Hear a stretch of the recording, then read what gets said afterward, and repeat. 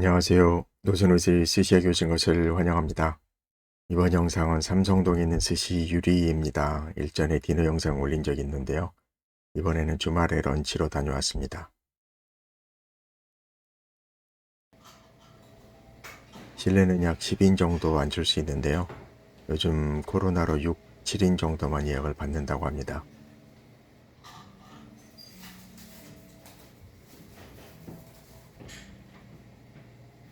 돈 봉투는 아니고요. 별도로 제작한 마스크 봉투입니다. 여전히 이런 디테일 정말 대단하시네요.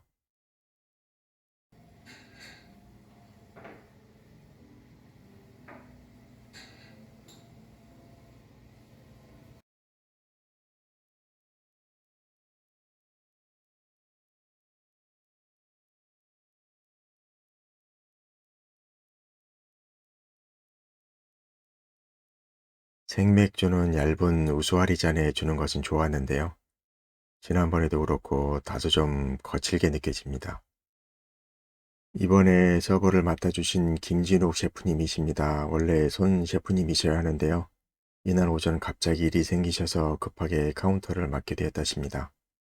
사실 이런 경우에는 사전에 손님께 알려야 하지 않나 싶은데요.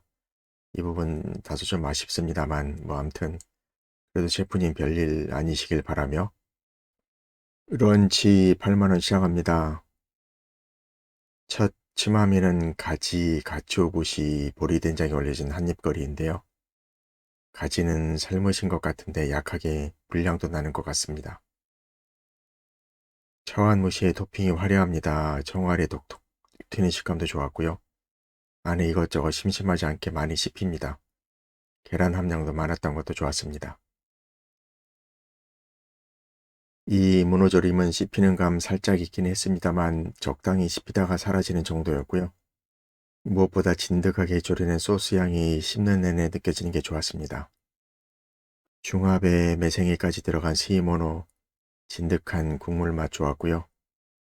따로 샴페인은 가져가지 않아서 예전에도 마셨던 유큐노보오샤 준마이긴조 하프바트를 하나 주문했습니다. 안키모는 원래 형태 그대로 전해서 진득하게 녹는 느낌이 좋았습니다. 그리고 자작하게 깔린 국물의 간도 적당한 것이 좋았습니다. 오나기가 나왔는데요. 여기 유리에서는 계속 이렇게 민물장어를 취급하셨던 것 같습니다. 부드러운 듯 진득하게 조리가 되어서 좋았습니다. 급하게 물수건을 미리 부탁드렸습니다. 이렇게 내어주시는 것도 오픈 초기 때부터였는 것 같은데요. 아무튼 손 닦고 대기 모드 들어갑니다. 이 가리비 관자 주시려고 해서 손을 먼저 닦았는데요. 김이 아주 바삭한 것이 좋았습니다. 이렇게 치마며 먹는 중 셰프님께서는 계속 네타를 손질 중에 있으셨고요. 오토로 색깔이 아주 영롱하네요. 졸복 튀김이 나왔습니다. 튀김옷이 좀 두터운 편이었는데요. 조금만 더 바삭했다면 더 좋았었을 것 같습니다. 간은 짜지 않게 적당해서 좋았습니다.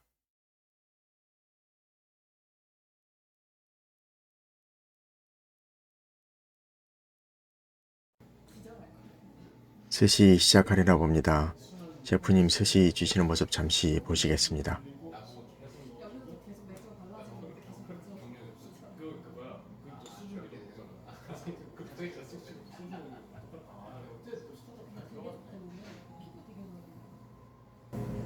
네. 광어. 스시 저점은 광어였고요. 광어는 두툼하게 썰렸는데도 부드럽게 사라지는 게 역시 숙성을 잘해 두신 것 같고요. 샤리는 살짝 간이 느껴지는데요. 그렇게 센 편은 아닙니다. 알알이 느껴지는 질감에 초는 거의 없는 스타일입니다. 다음은 시메사바입니다. 전체적으로 달달한 편이었고요. 초양도 적당하게 올라오는 게 좋았습니다. 이날의 베스트 피스였습니다. 이거 앵콜 하시는 분 은근 있으셨습니다.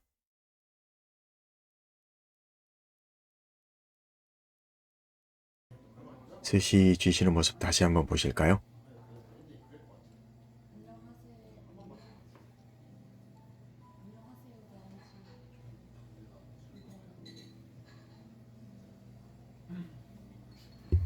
비교적 깔끔하게 쥐시는 것 같습니다.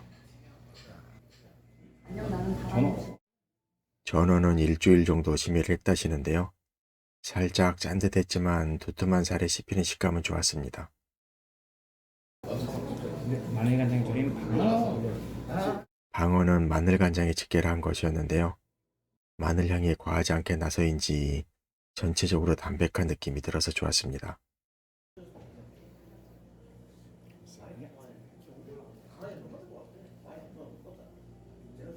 스페인산 생참치라 하시는데요. 마블링이 과하지 않아서 그랬는지 기름짐이 깔끔한 편이었습니다. 피부에 올려드리겠습니다. 이 비조개는 개체 자체는 좀 작았는데요. 그래도 제법 두툼하고 주이시한 식감이 괜찮았습니다.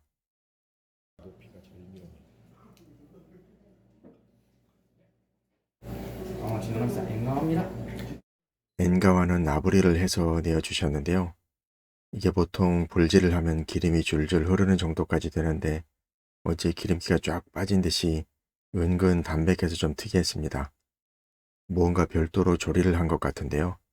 좀 색달랐던 나름 괜찮았던 피스였습니다. 금태 껍질 아부리는 거. 금태는 껍질 쪽을 아부리를 해서 내어주셨고요. 뒷단에 살짝 짭조름한 맛이 다소 밋밋한 금태 맛을 살려주는 것 같았습니다. 미소 시루는 새우 조개향이 가득했고요. 가리비 날개살이 듬뿍 들어있어서 쫄깃쫄깃하니 나중에 건져 먹는 재미도 있었습니다. 무언가 또 준비 중이신데요.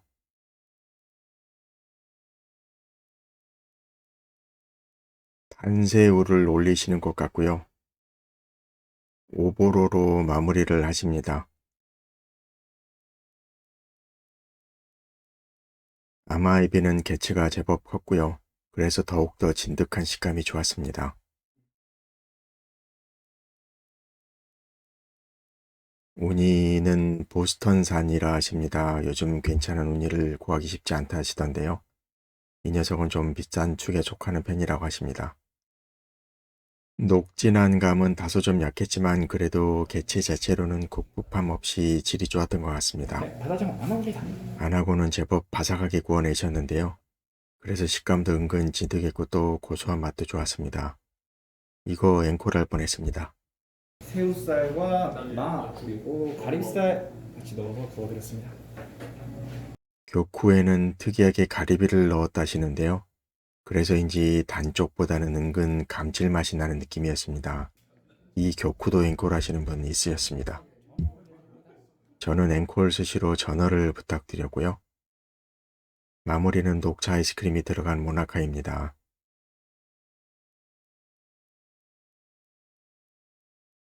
겉이 바삭하고 입에 많이 달라붙지 않아서 좋았고요.